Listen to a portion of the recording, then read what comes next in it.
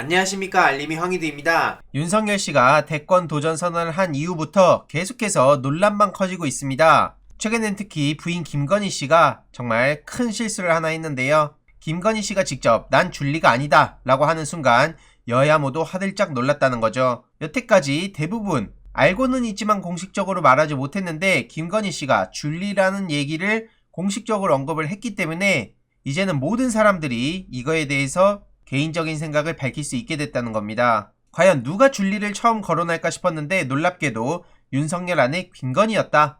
열린민주당 김진애 전 의원이 페이스북에 이런 글을 남겼죠. 과거 나는 사기꾼 아니다 라고 했던 리처드 닉슨 미국 대통령의 거대한 실수라며 나는 줄리가 아니다 하는 순간 사람들 머리에 무엇이 떠오르겠습니까? 특히 줄리가 누군지 모르고 이게 무슨 소리인지도 모르는 사람들 입장에서는 이게 뭘까 하고 알아보면서 김건희 씨의 실체에 대해서 하나씩 계속해서 관심을 가지게 되겠죠. 국민의힘 내부에서도 이런 비슷한 취지의 반응이 나왔습니다. 김건희 씨가 갑자기 인터뷰에서 깜짝 놀랐다는 건데요. 과거에 이명박 씨는 내가 BBK 주인이라고요? 여러분 전부 새빨간 거짓말입니다. 이런 얘기를 한 바가 있었죠. 많은 네티즌들도 이 말이 생각난다는 거고, 정경심 교수 무죄 나왔는데 정경심 교수 건으로 조국 전 법무부 장관 내려오게 하고 대통령 욕심까지 부리는 자리 갔으면 윤도리도 이제 책임져야 되지 않냐, 이런 반응도 있습니다. 굉장히 많은 추천을 받고 있는 상황이죠. 게다가 안철수의 자충수로 대표적인 게 뭡니까? 내가 MB 아바타입니까? 그리고 갑철수입니까? 안철수입니까?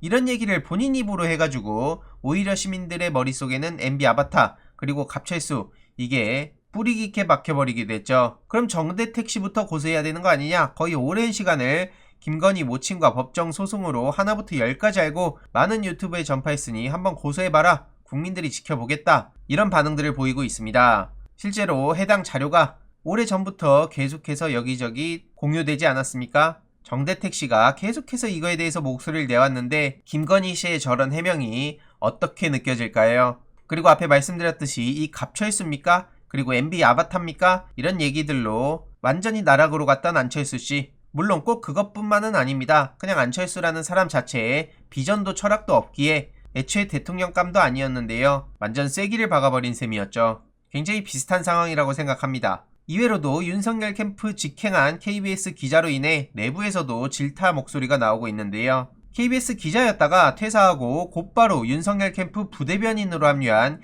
김기흥 전 KBS 기자에 대한 비판이 KBS 내부로부터도 나오고 있는 거고요. 최경영 KBS 기자가 이에 대해서 강하게 비판을 한 겁니다. 이에 대해서 당연히 네티즌들의 반응은 싸늘하기만 합니다. 게다가 민경욱 얘기도 나오고 있는데 민경욱 씨는 이제 거의 정치권에서 아웃 오브 안중이 된 것 같습니다. 심지어 전 대변인이었던 이동훈 씨는 야권 거물급 인사 소개로 수산업자 만났다는 소식이 어제 단독으로 보도가 되지 않았습니까? 당대표까지 지낸 보수 야권의 초거물급 인사의 소개로 수산업자를 만났다는 정황이 나왔다는 건데, 윤석열 씨가 본격 대권 도전을 시작하자마자 계속해서 논란만 커지고 있습니다. 이런 윤석열 씨의 거품이 꺼지는 건 시간 문제라고 생각을 하고요. 이뿐만이 아니죠. 과거에 윤석열 씨는 조국 나쁜 놈이라 임명 안 된다, 문재인 대통령 독대 요청했던 걸 아실만한 분들은 다들 아시는데, 최근 김의겸 의원이 MBC 라디오에 출연해서 이 사건에 대해서 다시 한번 상기시켰습니다. 사모펀드를 잘 아는데 조국 나쁜 놈이다, 그래서 문재인 대통령께 임명하면 안 된다고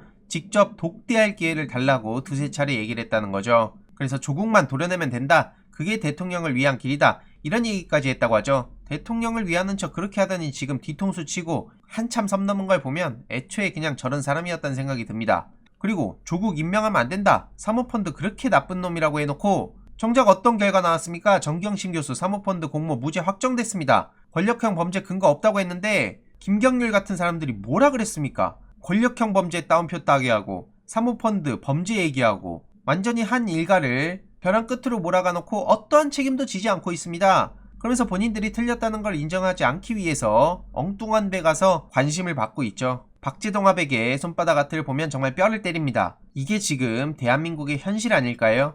이와 관련해서 조국의 시간 청년 독후감을 진행합니다. 딴지 자봉단을 필두로 해서 고양이 뉴스 저 고일석 대표 기자님, 다시 반민특위, 검찰개혁 추진 시민연대, 사법개혁 시민행동 등 100개의 시민단체가 함께하고요. 만 39세 미만의 청년들 누구나 참여가 가능하고 조국의 시간을 읽고 검찰과 언론의 주장을 비교해서 느끼는 점을 가감없이 진솔한 이야기로 전하고 공정을 위한 대안을 제시하는 좋은 독후감을 많은 이들과 공유하는 행사입니다. 오늘 7월 1일부터 시작해서 7월 31일까지 응모를 받고요. 8월 1일부터 보름간 심사를 해서 8월 15일에 발표를 합니다. 응모 방법은 구글 폼으로 정보와 작품 등록, A4 기본 여백, 글자 크기 12, 3장 내외고요. 한글이나 MS 워드 파일로 보내주시면 됩니다. 그래서 시상은 대상 상금 100만원 1명, 금상 상금 50만원 2명, 은상 상금 10만원 10명입니다. 많은 참여와 공유 부탁드리겠습니다. 그리고 다음으로 지금 황교안 씨가 대선 출마를 시사했습니다. 정권 교체 위해 한몸 불사르겠다. 적극 환영합니다. 이전에 황교안은 죽었다면서 최근 출판 기념회에서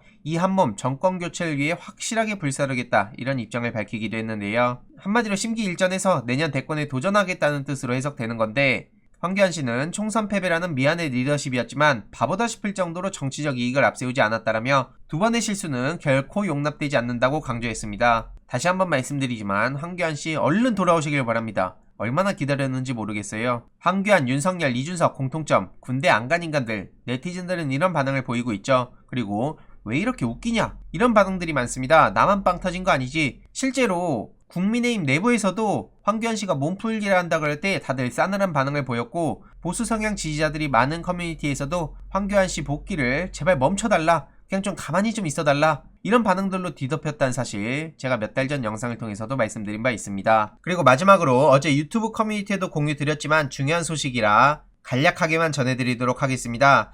미디어 혁신 특위 어제 8차 회의가 열렸습니다. 매번 회의를 할 때마다 정말 중요한 회의라고 생각을 하는데요.